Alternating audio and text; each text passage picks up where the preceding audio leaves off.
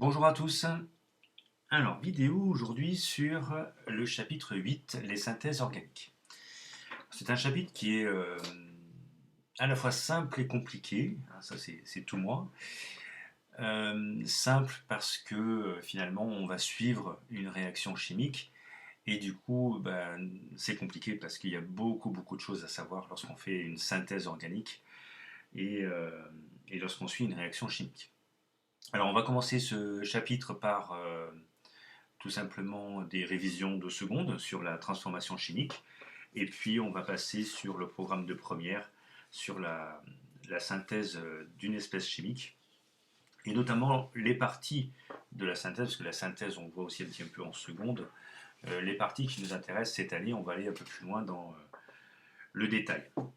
Alors, on va commencer cette vidéo par le grand 1, hein, bizarrement. Donc grand 1, la transformation chimique. Alors voilà, c'est des révisions, donc là, je vous l'ai remis parce que ça me semblait intéressant de partir sur de bonnes bases. Donc évidemment, un système chimique est formé d'espèces chimiques. Alors là, c'était juste pour mettre le mot système chimique, qui est un mot de vocabulaire. Il est décrit par la nature des espèces chimiques dans leur état physique, donc solide, liquide ou gaz, avec une quantité de matière, une température et une pression. Donc en gros, lorsqu'on fait l'étude d'un système chimique qui va évoluer, hein, je vous ai mis un petit schéma là sur la droite, d'un état initial vers un état final, ce qu'on veut, c'est bien sûr la nature des espèces chimiques, donc en gros, qu'est-ce que c'est? Donc là, on a CH4, du méthane, du dioxygène et du diazote. On veut aussi leur état physique, donc solide, gaz ou liquide. Et on peut aussi, vous l'avez vu lorsqu'on a fait le chapitre sur les quantités de matière, sur le tableau d'avancement, mais non, la quantité de matière c'est important. Et si on va plus loin, on peut aller jusqu'à la température et la pression qui ont aussi une influence sur des réactions. Là, on va pouvoir on fait dans un laboratoire en lycée, on fait des réactions chimiques à température et pression classiques, on va dire normales. Alors, une transformation chimique correspond donc au passage d'un système chimique, vous l'avez vu, de l'état initial, c'est-à-dire l'instant où les réactifs sont mis en contact, jusqu'à l'état final où le système n'évolue plus. Hein, donc, on va commencer à parler un petit peu de cette notion. Il évolue plus, ça ne veut pas dire qu'il s'arrête.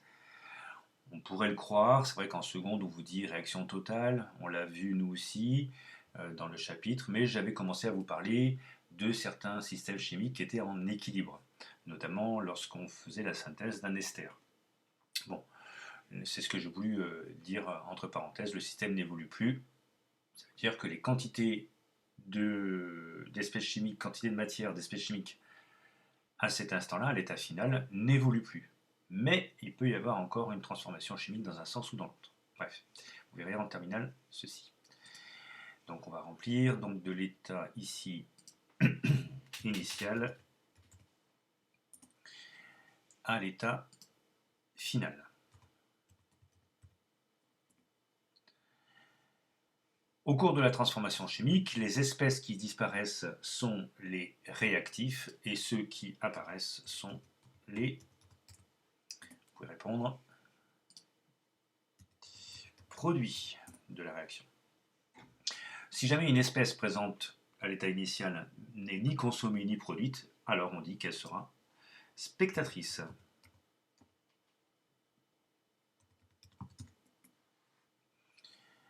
Donc voilà pour les définitions de la transformation chimique. Alors, réaction chimique et équation de réaction. Une réaction chimique, c'est un modèle qui permet d'interpréter le passage des réactifs aux produits. Généralement, on associe une équation, bien sûr, à cette réaction chimique qu'on appelle l'équation de la réaction. Dans cette équation, seuls les réactifs et les produits figurent dans cette équation-là. Et bien sûr, les espèces spectatrices ne sont pas indiquées.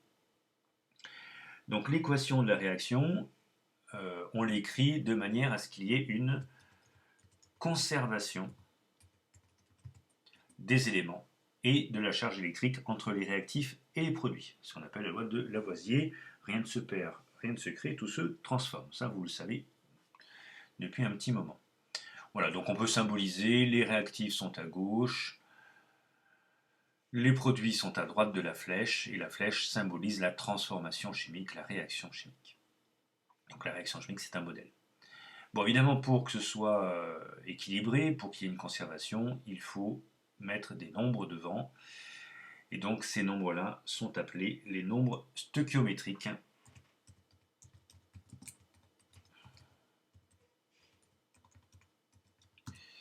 Ils sont placés devant les formules chimiques des réactifs et des produits, et ces nombres donnent la proportion ou les proportions des quantités de matière des réactifs consommés et des produits formés. On l'a déjà vu, on a fait.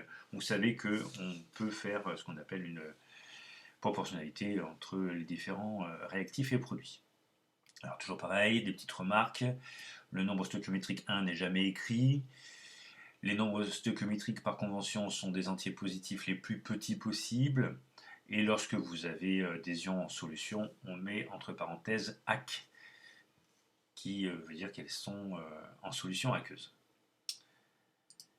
Voilà pour cette première page. On va finir les petits rappels par deux petites notions de transformation exothermique et endothermique.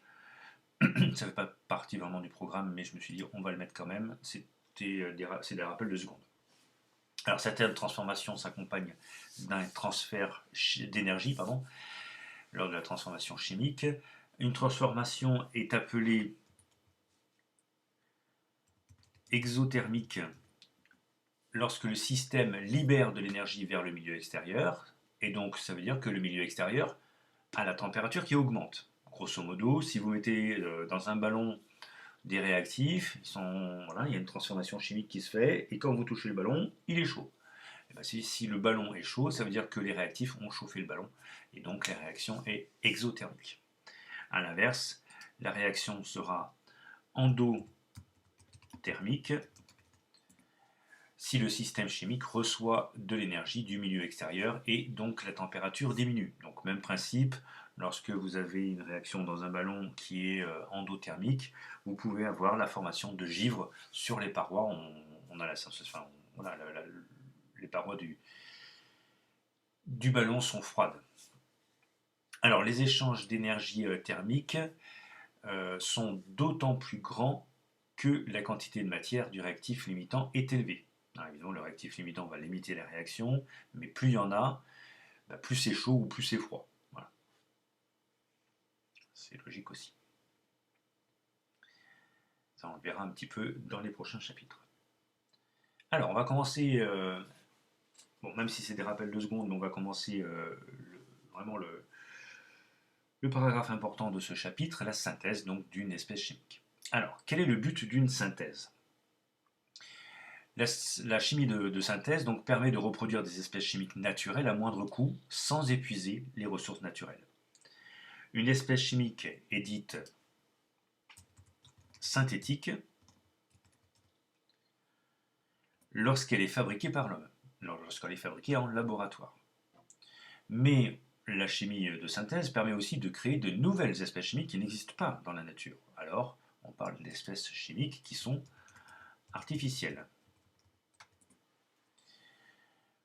Une molécule de synthèse qui est donc fabriquée en laboratoire et qui est la reproduction d'une molécule naturelle, elle est exactement identique à cette dernière. C'est-à-dire c'est la même formule, c'est les mêmes propriétés et éventuellement les mêmes dangers. Alors pourquoi on la fabrique évidemment en laboratoire? Tout simplement, tiens par exemple la vanille. La vanille c'est très cher parce que c'est très rare, ça met beaucoup de temps, c'est fabriqué généralement au sud de l'Afrique, donc il y a vraiment voilà, pour la nature, pour les coûts, c'est un peu compliqué et c'est très bon. Hein. Donc on va fabriquer l'ester d'arôme de vanille, on va le recréer en laboratoire, c'est exactement la même formule et on va pouvoir le mettre par exemple dans des yaourts. C'est pour ça que certains yaourts, vous voyez, il y a marqué goût vanille ou goût banane par exemple. Alors quand il y a marqué goût banane, le yaourt n'a jamais vu de banane et pourtant il a le goût de la banane. Effectivement, c'est de la chimie de synthèse. Alors, les différentes étapes d'une synthèse. Il y en a 4. Prélèvement des réactifs, transformation chimique. Une fois qu'on a fait la transformation chimique, on va isoler le produit. voire le purifier, on va le voir. Et enfin, on va l'analyser pour savoir si la transformation a bien fabriqué ce qu'on voulait. Alors, rappel rapide pour les deux premières étapes, même si dans la deuxième étape, on va faire un petit rappel de seconde. Je pense que certaines secondes n'ont pas vu. Certains élèves qui étaient en seconde l'an dernier n'ont pas vu ça. Et après, on va s'attarder dans ce programme de première à l'isolement et à l'analyse du produit brut. Alors, le prélèvement des réactifs. Vous le savez, avant de prélever les réactifs, il faut regarder les consignes de sécurité avec notamment les pictogrammes. Vous avez dans votre livre, dans les fiches rabat, tous les pictogrammes de sécurité et les consignes associées. Donc évidemment, lorsque vous avez des produits, vous regardez sur l'emballage du produit et vous voyez quelles sont les consignes qu'il faut suivre. Lorsque les réactifs sont mélangés, suivant le protocole, eh bien, le mélange obtenu est appelé un mélange réactionnel.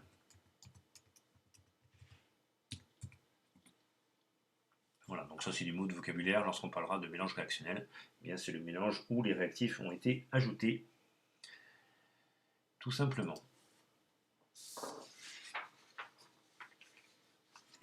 L'étape de la transformation chimique, alors je vous l'ai mis ici, et notamment un schéma d'une technique qui est assez répandue, on va en parler. Donc le produit est formé au cours de la transformation chimique. Une des techniques qui est largement répandue, c'est le chauffage à reflux. Alors ça, le chauffage à reflux, c'est très très courant. Il faut vraiment maîtriser ça et surtout maîtriser, je dirais, le concept. Alors, je vous ai mis le schéma ici. Donc vous avez un ballon qui est chauffé. Dans le ballon, vous avez donc l'espèce chimique. On va y revenir tout à l'heure. Il y a des petites billes. On va voir ce que c'est.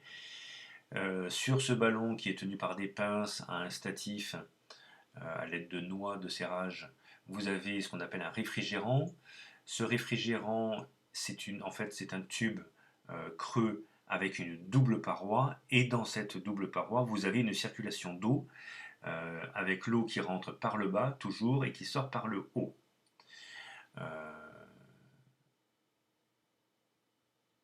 Alors pourquoi une entrée par le bas et une sortie par le haut? Tout simplement, alors je vais vous expliquer ce qui va se passer. Alors évidemment, on a aussi un support élévateur. On fait chauffer l'espèce chimique. Alors alors à quoi sert finalement le chauffage à reflux? Je suis un peu brouillon, excusez-moi. Mais le chauffage à reflux permet donc de maintenir un mélange réactionnel à ébullition afin d'accélérer la transformation. Donc si on chauffe, c'est pour justement accélérer la transformation. Mais si on chauffe, on a des vapeurs. C'est très classique. Et s'il y a des vapeurs, elles vont partir dans l'atmosphère, et ça c'est un problème. Déjà parce que ça peut être dangereux, mais les vapeurs c'est de la matière. Et si c'est de la matière, c'est des réactifs. Et donc on perd des réactifs. Donc on a un rendement qui n'est pas bon. On verra le rendement en fin de chapitre. Donc le chauffage à reflux va nous permettre d'éviter des pertes de matière grâce au réfrigérant à eau qui va liquéfier les vapeurs formées, et une fois qu'elles sont formées, elles vont retomber dans le milieu réactionnel qui est dans le ballon. Donc on va voir ça. Donc ici, on a le mélange réactionnel qui est en train de chauffer. D'ailleurs, les petites billes, c'est des pierres ponces. Les pierres ponces, c'est des petites bouts de pierres volcaniques qui, quand elles se sont solidifiées, ont emprisonné des petites bulles d'air. C'est pour ça qu'elles ont des petites alvéoles qui permettent donc de réguler l'ébullition. Une fois donc que le mélange réactionnel est à ébullition, les vapeurs vont donc monter en haut du ballon et puis elles vont commencer à monter ici. Les vapeurs vont donc être en contact avec la paroi qui est froide parce qu'on envoie de l'eau froide dans la double paroi.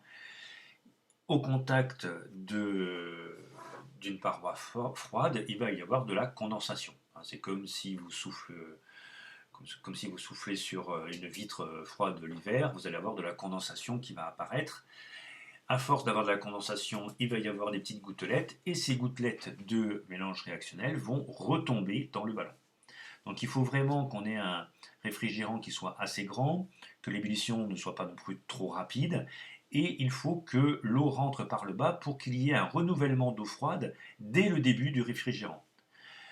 Donc voilà pourquoi on fait rentrer l'eau par le bas. Bon, il y a une deuxième raison qui est aussi un phénomène de cavitation. En fait, si on envoyait l'eau par le haut, on aurait un phénomène de cavitation qui se créerait dans la paroi. Alors, qu'est-ce que c'est que la cavitation? C'est tout simplement la formation de bulles d'air qui pourraient apparaître lorsqu'il y a un écoulement d'un liquide dans un conduit. Donc ça peut être un problème parce que s'il y a des bulles d'air, bah, du coup il n'y a pas d'eau, il y a des bulles et l'air refroidit moins bien que l'eau. Et puis en plus, si on envoyait l'eau par le haut, on aurait de l'eau froide en haut, puis après de l'eau chaude ici, parce que les vapeurs réchaufferaient aussi l'eau. Donc les vapeurs sont refroidies, mais l'eau est réchauffée. Donc ça, c'est un petit problème. Donc pour tout ça, on envoie l'eau par le bas. Donc voilà, le chauffage à reflux, c'est vraiment très important. Ça nous permet au lycée, voilà, si on avait eu cours ensemble, eh bien, de faire des expériences avec ce montage à reflux. Alors, on va partir maintenant sur le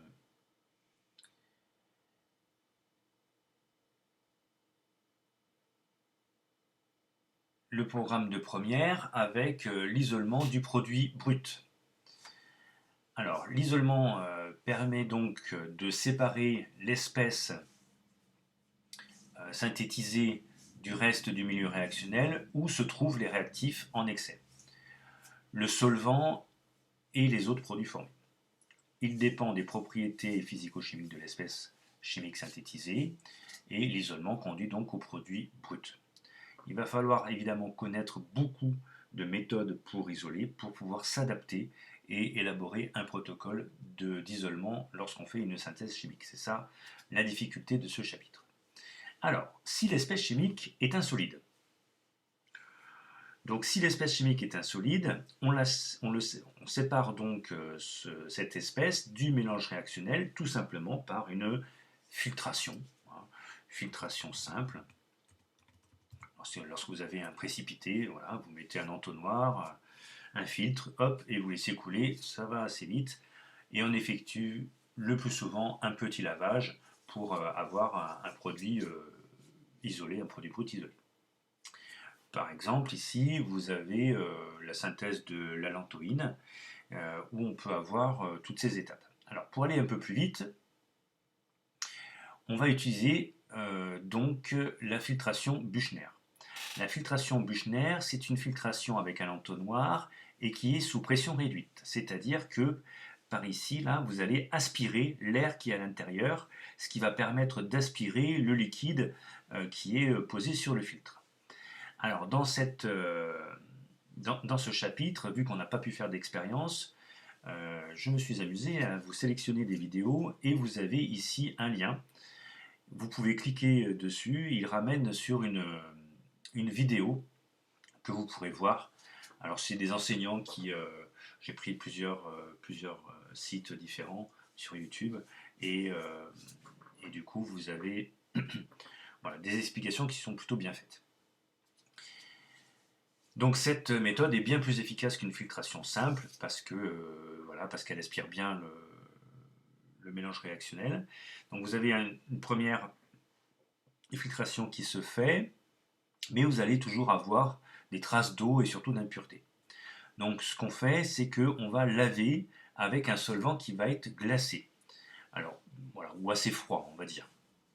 Et toujours sur le filtre Büchner. Alors, le lavage avec le solvant permet d'éliminer les impuretés qui sont présentes dans le filtrat obtenu. Donc filtrat, ce qu'on a ici. Plus le solvant est froid, et moins il solubilise le produit brut. Donc, on limite les pertes. Et le solvant va récupérer finalement les impuretés qui sont encore ici sur le filtre. Et enfin, une fois qu'on a pu laver, on va récupérer en grattant avec une spatule le produit brut, le mettre dans une coupelle et hop, on met ça au four. Alors on appelle ça tout simplement une étuve, hein, mais c'est un four, alors on ne chauffe pas à 150 ou 180 degrés, il faut qu'on regarde les températures de fusion du produit, mais voilà, généralement 60-80 degrés, c'est largement suffisant, vous laissez ça une heure ou deux, et vous n'avez plus d'eau à l'intérieur du produit, et alors quand on parle de solvant, généralement c'est l'eau, hein, c'est plus pratique. Voilà, donc le séchage à l'étuffe permet d'éliminer les dernières traces de solvants qui ont servi au lavage. Si l'espèce chimique synthétisée est un liquide, alors si c'est un liquide qui est non miscible, donc qui ne se mélange pas au mélange réactionnel, il suffit de faire une décantation, hein, tout simplement, une décantation. Exemple, l'eau et l'huile. Voilà, l'eau et l'huile ne sont pas miscibles, donc vous le mettez dans une ampoule à décanter, vous faites couler d'abord l'eau et puis l'huile sera là après. Mais dans la plupart des cas, l'espèce est miscible avec le mélange réactionnel. Donc, on va procéder à ce qu'on appelle une extraction. Alors, en seconde, on dit, ou même après, on dit une extraction liquide-liquide. J'aime pas trop ce mot, moi je préfère dire une extraction par solvant, parce que c'est ce qu'on fait d'un liquide avec un liquide. Et donc, bien sûr, on se sert d'une ampoule à décanter. Donc, vous avez un exemple ici avec un ester, l'éthanoate de benzyle, qu'on essaye d'extraire donc du mélange. Donc, l'extraction se fait par une agitation de l'ampoule à décanter. Ça permet d'augmenter la surface de contact entre les deux phases. Et vous avez là aussi une vidéo pour l'extraction par solvant. Là, je vous ai mis pas mal de vidéos pour bien regarder les étapes de cette technique-là. Donc, qu'est-ce qui va se passer? L'éthanoate de benzyle est ici. Il y a donc des traces d'eau et on va le mettre avec un solvant et donc on va récupérer avec le solvant l'éthanoate de benzyle. Donc, après, on fait une décantation, donc toute la phase aqueuse elle est éliminée. On va garder que la phase avec le produit qui se retrouve donc dans un Erlenmeyer. Mais il peut y avoir encore des traces d'eau. Eh bien, on va faire ce qu'on appelle un séchage à l'aide d'un solide anhydre. Donc anhydre, c'est-à-dire qui est sans eau, mais qui veut de l'eau. Donc en fait, on va éliminer les dernières traces d'eau avec un solide qui est en forme de poudre et qui va capter les molécules d'eau restantes.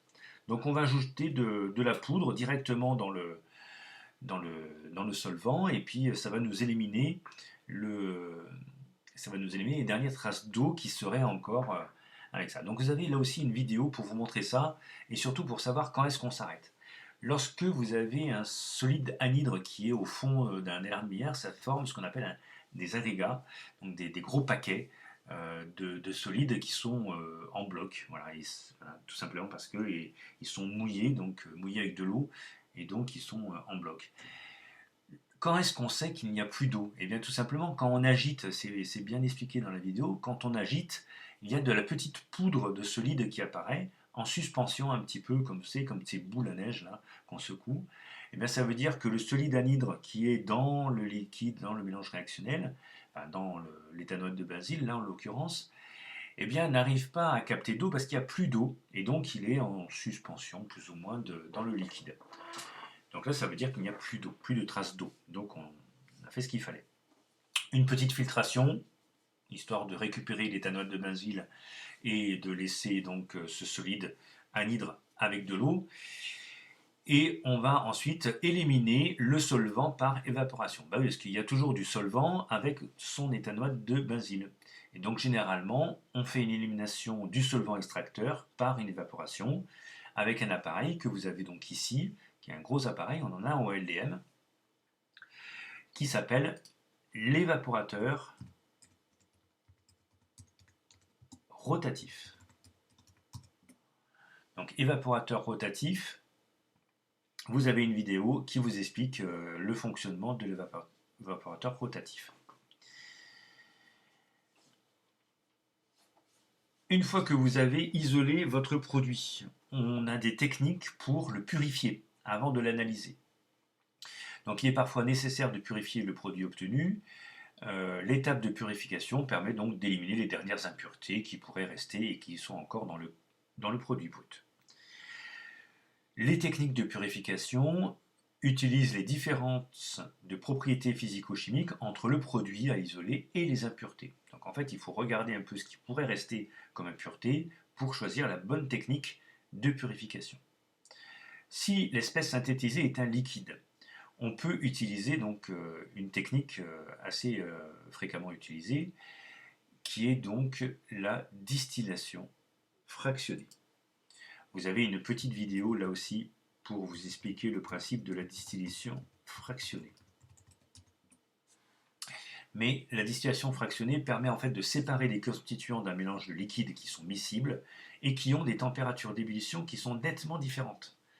Vous avez la vidéo qui vous explique ça très bien. En effet, il faut à peu près une différence de température de 20 degrés à peu près pour qu'il y ait vraiment une bonne séparation. Le liquide le plus volatile est ce qu'on appelle le distillat. Donc c'est ce qu'on récupère ici à la fin. Donc là, c'est pareil, vous avez donc, comme pour le chauffage à reflux, vous allez avoir des vapeurs qui se condensent et que finalement, ici, dans la colonne du vigreux, le réfrigérant à eau, vous allez avoir donc une séparation des vapeurs. Vous allez avoir les vapeurs qui s'évaporent plus rapidement, qui vont monter les premières, et donc on va récupérer dans le distillat le produit le plus volatile. Si l'espèce est un soluté, c'est-à-dire dans le mélange, alors il suffit de modifier les conditions expérimentales pour que la solubilité de l'espèce à isoler diminue et ensuite, du coup, elle va se séparer des impuretés. Par exemple, on peut changer le pH, mais généralement on fait refroidir le mélange, ou le réchauffer d'ailleurs, ça dépend des caractéristiques physico-chimiques. On peut aussi introduire une autre espèce plus soluble que le solvant, pas plus soluble que le solvant, mais plus soluble dans le solvant. Et ça, c'est la méthode de relargage. Donc j'ai deux choses à vous expliquer, la méthode de relargage et donc la méthode par refroidissement. Alors la méthode de relargage, c'est tout simplement lorsque vous avez l'exemple de tout à l'heure, un ester, donc l'éthanoate de butyle par exemple, qui a une certaine odeur, on veut le récupérer. Le problème, c'est que c'est un petit peu miscible avec les impuretés et la phase aqueuse.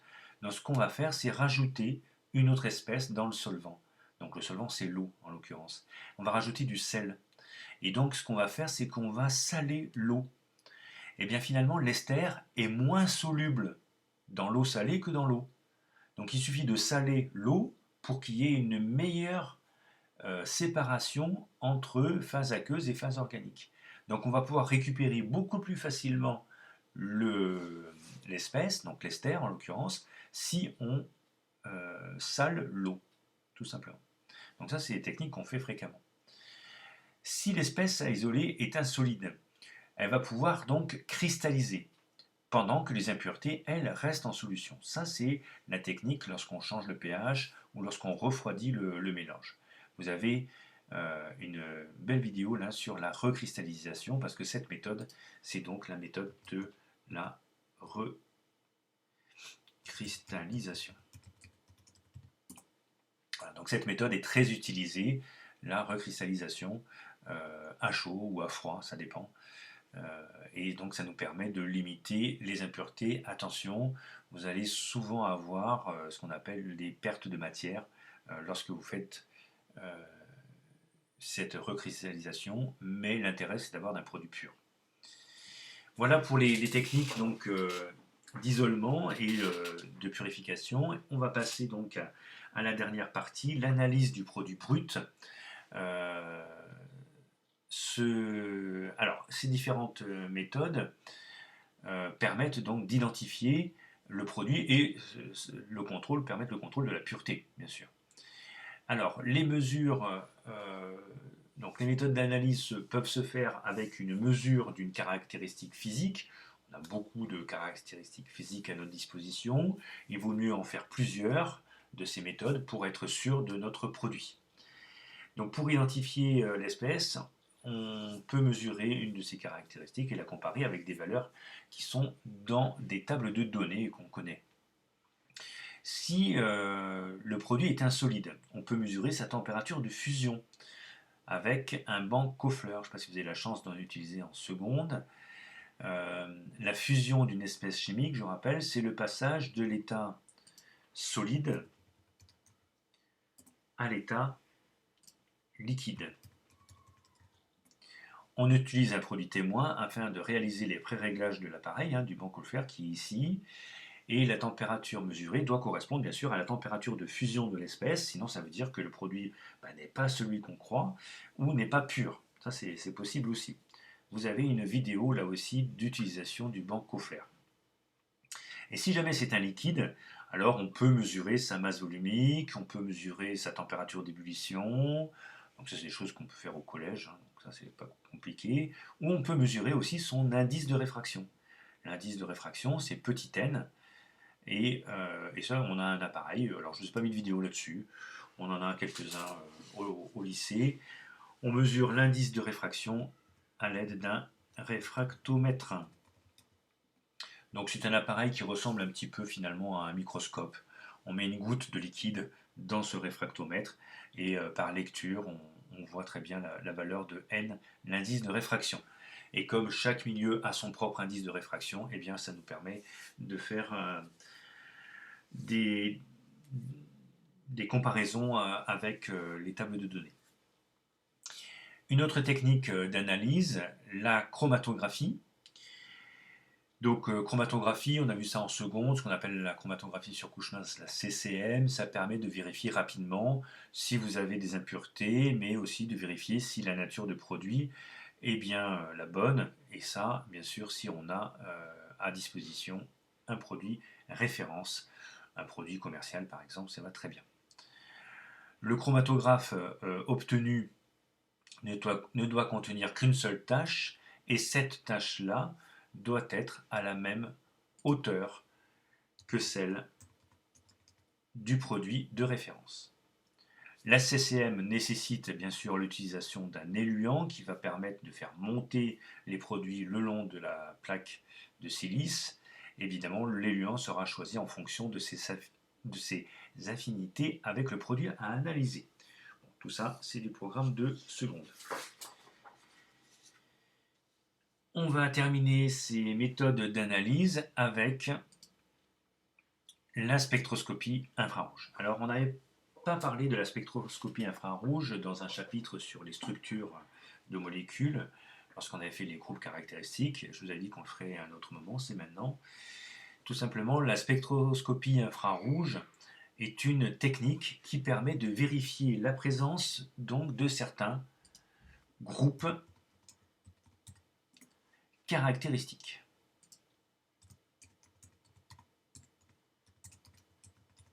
Donc on va voir aujourd'hui cette technique justement de spectroscopie infrarouge. Donc cette technique étudie l'absorption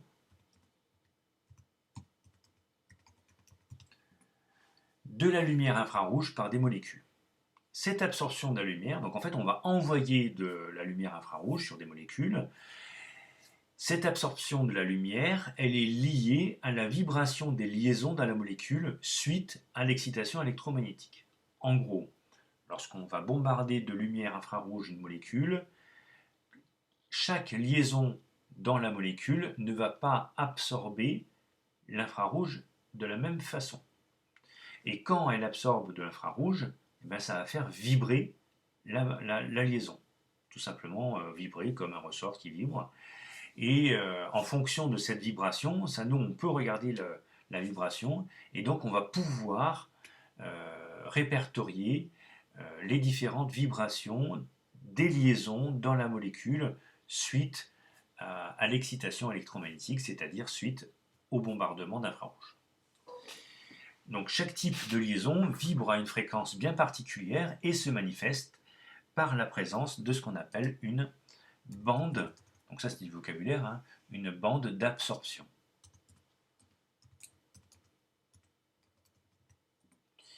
Et cette bande d'absorption va être caractéristique dans son spectre. Vous allez le voir tout à l'heure. L'étude de ces bandes d'absorption dans un spectre infrarouge permet donc d'identifier les groupes caractéristiques de la molécule et donc la molécule qu'on a voulu synthétiser.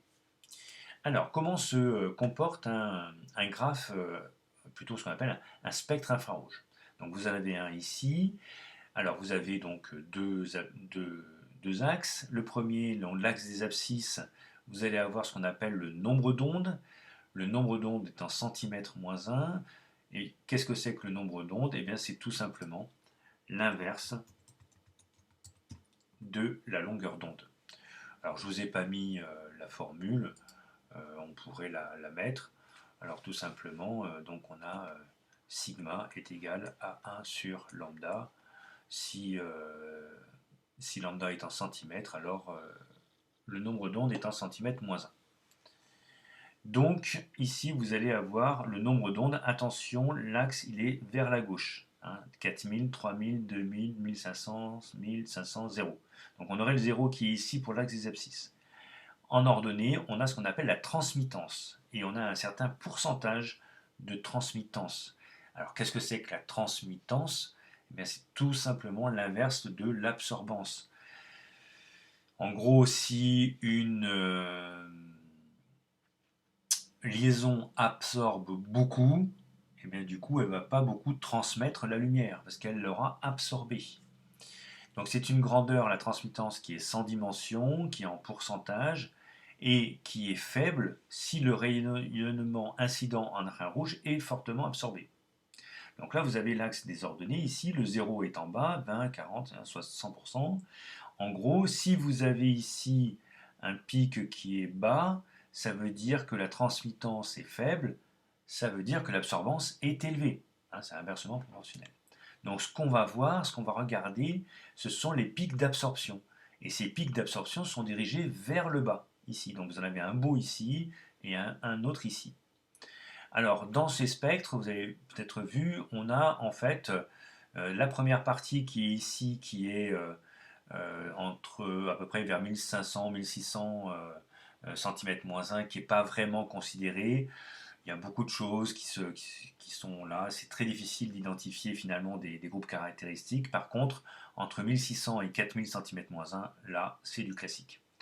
Vous en avez deux beaux ici et on verra dans les exercices plus tard. Alors, on dit qu'une bande est forte. Donc ça, c'est du vocabulaire. On dit qu'une bande est forte. Alors là, j'ai une rupture de connexion, donc je ne peux plus marquer quoi que ce soit. Mais vous pouvez le marquer. Donc on dit qu'une une bande est forte lorsque la transmittance est faible, et on dit qu'elle est large si elle s'étale sur un intervalle important. Et sinon, elle est fine.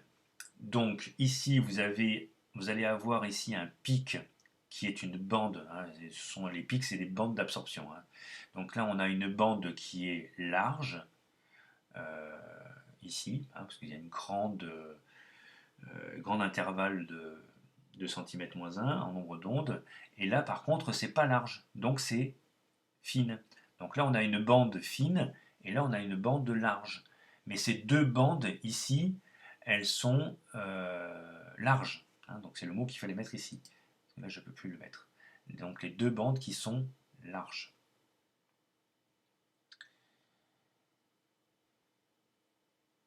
Vous allez avoir donc des exercices pour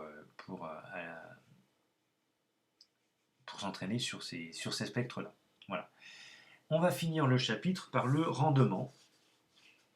Donc le rendement, c'est important. On le fait très souvent. Donc une fois que le produit pur est identifié et il est purifié, il est intéressant donc de calculer ce qu'on appelle le rendement de la réaction.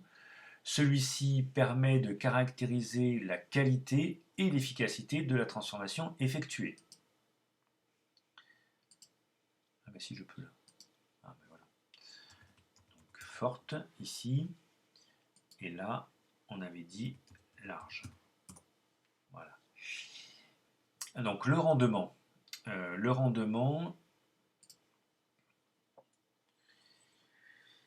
Donc ça permet de caractériser la qualité et l'efficacité. Le rendement, c'est le quotient de la nature, le quotient de la quantité de matière NP du produit P qu'on a effectivement obtenu, divisé par la quantité de matière maximale, Nmax attendu, c'est-à-dire théorique. Et ça, la théorie, on va pouvoir le déterminer avec un tableau d'avancement. hein, avec le calcul du réactif limitant et puis finalement de la quantité de matière maximale de produits attendus. Donc finalement, la formule, c'est donc eta, donc n, c'est un n un peu grec, hein, donc eta, est égal donc à petit n du produit P divisé par petit n max qu'on obtiendrait en théorie. Et pour finir, dernière page, la quantité de matière maximale théorique donc s'obtient par un bilan de matière, ce que je vous avais dit, en la considérant bien sûr cette réaction en la considérant comme totale, réaction totale, sinon ça ne marche pas. Le rendement est un nombre sans unité qui est compris entre 0 et 1, et si on veut un pourcentage, il faut multiplier par 100. Donc généralement le rendement, les chimistes, on parle entre 0 et 1, donc un rendement de 0,6, ça correspond à un rendement de 60%. Alors la formule, elle est avec les quantités de matière, c'est un rapport de quantité de matière, on peut aussi le faire avec un rapport de masse. Un rendement de synthèse, en général, c'est inférieur à 100%, car une transformation, elle est rarement totale, et puis surtout vous avez, lors des étapes d'isolement et de purification, toujours des pertes du produit brut. Alors il se trouve que souvent, avec des élèves, on a des réactions avec un rendement de 120%. Et là on dit waouh, on a fabriqué de la matière. Là il y a Lavoisier qui fait wow. Alors pourquoi 120%? Tout simplement parce que notre produit n'est pas pur, parce que notre produit n'est pas bien isolé. Voilà. Donc il y a plein de choses qui peuvent expliquer ça. Finalement, la recherche vise à améliorer le rendement pour avoir plus de produits de synthèse brute et en limitant l'impact sur l'environnement toujours. Et là, on va mettre en place des techniques qui favorisent la chimie verte. Donc ça, c'est quelque chose qui est beaucoup mis en place. Voilà. On essaye de faire attention évidemment à la nature. Voilà la fin de ce chapitre. Je vous remercie. J'espère que ça a été assez clair. Et du coup, on va pouvoir passer aux exercices. Voilà. À bientôt.